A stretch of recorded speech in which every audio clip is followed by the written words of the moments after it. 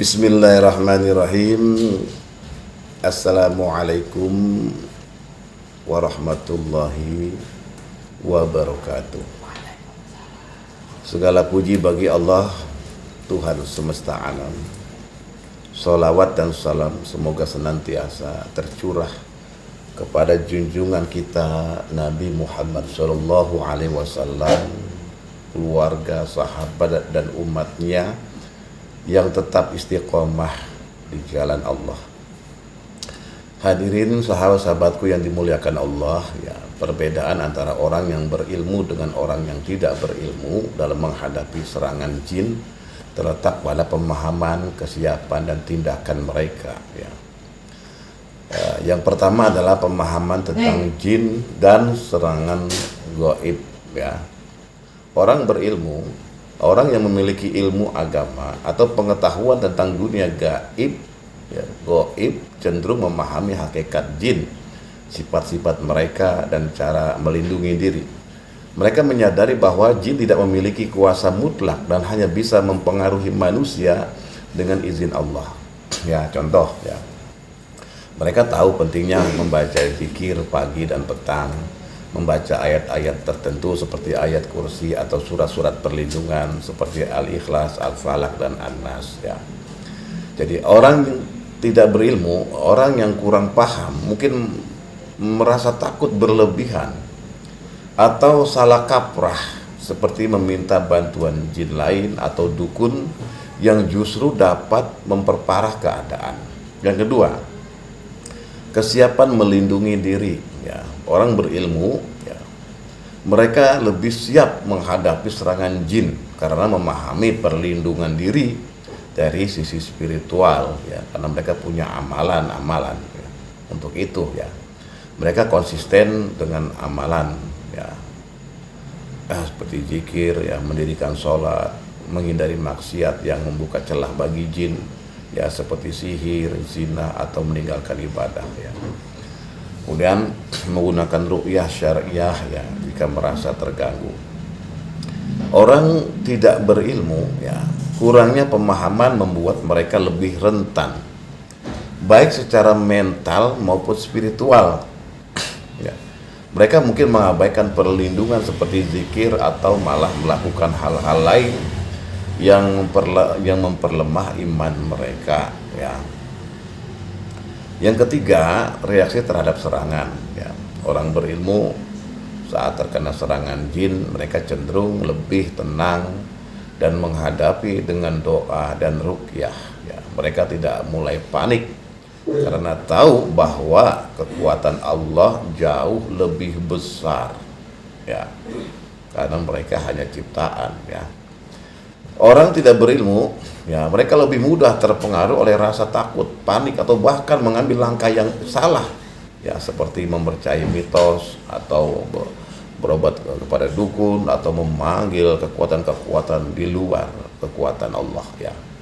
Yang keempat, dampak pada kehidupan, ya. Orang berilmu, ya, pemahaman yang benar membuat mereka tidak mudah terganggu oleh jin. Jika mereka terganggu, mereka tahu cara menghadapi dan mengatasinya dengan cara yang sesuai dengan syariat, ya, karena mereka punya amalan-amalan, punya ilmunya, ya, untuk menangani itu. Orang tidak berilmu, mereka lebih rentan mengalami ketakutan yang berlebihan atau gangguan jin yang lebih parah, terutama jika mereka tidak menjaga hubungannya dengan Allah, ya. Walhasil, orang yang berilmu memiliki keunggulan karena ilmu dan amalnya menjadi perlindungan utama dari serangan jin. Sebaliknya, orang yang tidak berilmu lebih rentan karena kurangnya pemahaman dan kesadaran. Oleh karena itu, penting untuk selalu menuntut ilmu, selalu ada di majelis-majelis zikir, ya, terutama ilmu agama, ya, untuk menjaga diri dari gangguan yang bersifat fisik maupun gaib, ya. Pada kesempatan ini juga, mari kita renungkan sebuah pertanyaan yang sering muncul di benak kita. Ya, mengapa seseorang yang beriman sudah memiliki amalan dan doa masih diganggu oleh jin atau setan? Ya, gangguan jin itu sebagai ujian Gangguan dari jin atau setan bukanlah tanda kelemahan iman seseorang, melainkan bagian dari ujian yang Allah berikan. Allah Subhanahu wa Ta'ala berfirman dalam Al-Quran, dan sungguh akan kami berikan cobaan kepadamu dengan sedikit ketakutan, kelaparan, kekurangan harta, jiwa, ya, dan buah-buahan. Dan sampaikanlah kabar gembira kepada orang-orang yang sabar. Wa basyiri syabirin.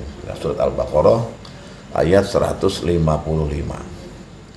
Ayat ini menegaskan bahwa ujian adalah bagian dari hidup, ya, termasuk gangguan makhluk halus.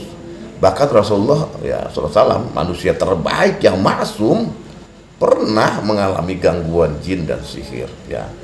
Kisah Rasulullah SAW diganggu sihir, ya, diriwayatkan dalam hadis yang sahih. Rasulullah pernah disihir oleh Labid bin Asam, ya, hingga beliau merasa seolah-olah melakukan sesuatu padahal tidak melakukannya. Ketika itu Allah Subhanahu wa Ta'ala menurunkan surat Al-Falaq dan An-Nas sebagai perlindungan dan penawar. Rasulullah bersabda, barang siapa membaca dua surat ini, ya, surat Al-Falaq dan surat An-Nas, pada waktu pagi dan petang, maka ia akan dilindungi dari segala gangguan. Hadis riwayat Abu Daud. Jadi hikmah dari kisah ini adalah bahwa bahkan orang yang paling dekat dengan Allah tetap diuji, namun mereka selalu mendapatkan pertolongan dari Allah melalui doa dan ketaatannya. Mengapa gangguan tetap terjadi? Ya kan begitu pertanyaannya. Sahabat-sahabatku yang dimuliakan oleh Allah, ada beberapa alasan mengapa gangguan ini terjadi meskipun seseorang sudah beramal dan berdoa. Ya, yang pertama, ujian dari Allah untuk menguatkan iman. Semakin tinggi keimanan seseorang, semakin berat ujiannya. Rasulullah bersabda, ujian yang paling berat adalah ujian yang diberikan kepada para nabi, kemudian yang menyerupai mereka, lalu yang menyerupai mereka. Hadis riwayat Tirmidzi. Gangguan jin atau setan adalah salah satu bentuk ujian untuk meningkatkan derajat kita di sisi Allah. Ya, itu, ya. Yang kedua adalah bagian dari sunnatullah Allah. Ya. Jadi Allah Subhanahu wa Ta'ala menciptakan jin dan manusia dengan sifat masing-masing, termasuk potensi gangguan dari jin. Allah berfirman, dan aku tidak menciptakan jin dan manusia melainkan supaya mereka menyembahku. Ya. Surat Az-Zariyat ayat 56. Gangguan dari jin adalah salah satu bentuk perjuangan dalam menjaga keimanan. Ya. Yang ketiga adalah kekurangan dalam konsistensi atau niat. Ya. Kadang doa atau amalan dilakukan tanpa keyakinan penuh. Ini penyebabnya juga, ya. Allah mengingatkan, maka ingatlah kepadaku, niscaya aku akan mengingatmu. Surat Al-Baqarah ayat 152. Sahabat-sahabatku yang dimuliakan oleh Allah Subhanahu wa Ta'ala, ketulusan dan keyakinan dalam doa sangat penting agar perlindungan Allah benar-benar menyertai kita. Ya. Itu keyakinan. Ya. Yang keempat adalah hikmah. Untuk mendekatkan diri kepada Allah, gangguan ini bisa menjadi sarana untuk meningkatkan zikir dan ibadah kita. Rasulullah Shallallahu Alaihi Wasallam mengajarkan untuk selalu mengingat Allah, ya, terutama dengan membaca ayat kursi, ya, surat Al-Baqarah ayat 255, ya, surat Al-Baqarah ayat 2, ya, dan sebagainya, ya. Zikir pagi dan petang, ya, dan amalan-amalan lainnya yang sudah diijazahkan oleh para mursyid atau gurunya masing-masing, ya. Sahabat-sahabatku yang dimuliakan oleh Allah, berikut adalah beberapa langkah yang bisa kita lakukan untuk mengatasi gangguan jin, ya. Yang pertama adalah memperbanyak zikir dan doa.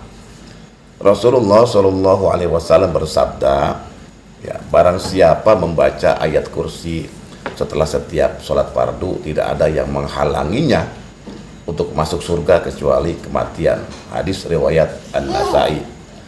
Yang kedua, jangan putus asa dari rahmat Allah. Ya, tetaplah yakin bahwa Allah adalah pelindung terbaik. Ya, dalam Al-Quran disebutkan, dan bertakwalah kepada Allah. Ya, cukuplah Allah sebagai pelindung. Ya, surat Al-Ahzab ayat 3. Yang ketiga, hindari hal-hal yang membuka celah gangguan. Ya, jangan sampai ada celah gangguan. Ya, apa saja itu? Ya, jauhi maksiat, karena dosa adalah pintu masuk jin dan setan. Bersihkan rumah dari hal-hal yang mengundang kehadiran jin, ya, seperti musik yang melalaikan atau gambar makhluk bernyawa, ya itu. Yang keempat, konsultasikan dengan ahli ruqyah syar'i. Jika gangguan terus berlanjut, carilah bantuan dari ulama atau ahli ruqyah syar'i yang menggunakan cara-cara sesuai dengan Al-Quran dan Sunnah. Sahabat-sahabatku yang dimuliakan oleh Allah Subhanahu wa Ta'ala, ya, gangguan dari jin adalah ujian yang bisa dialami siapa saja, ya, termasuk orang soleh dan bahkan para nabi, ya. Namun ini bukan alasan untuk putus asa. Dengan doa, zikir, dan ketaatan kepada Allah, kita akan selalu dalam perlindungan Allah Subhanahu wa Ta'ala. Semoga kita senantiasa diberikan kekuatan dan keikhlasan dalam menghadapi segala ujian. Mari kita akhiri dengan membaca doa agar dilindungi dari segala gangguan. A'udzubillahi minasyaitonirrajim. Bismillahirrahmanirrahim. Qul a'udzu birabbil falaq min syarri ma khalaq wa min syarri ghasiqin idza waqab wa min syarri nafasati fil 'uqad wa min syarri hasidin idza hasad. Bismillahirrahmanirrahim. Qul a'udzu birabbin nas malikin nas ilahin nas min syarril waswasil khannas alladzi yuwaswisu fi sudurin nas minal jinnati wan nas. Wassalamualaikum warahmatullahi wabarakatuh.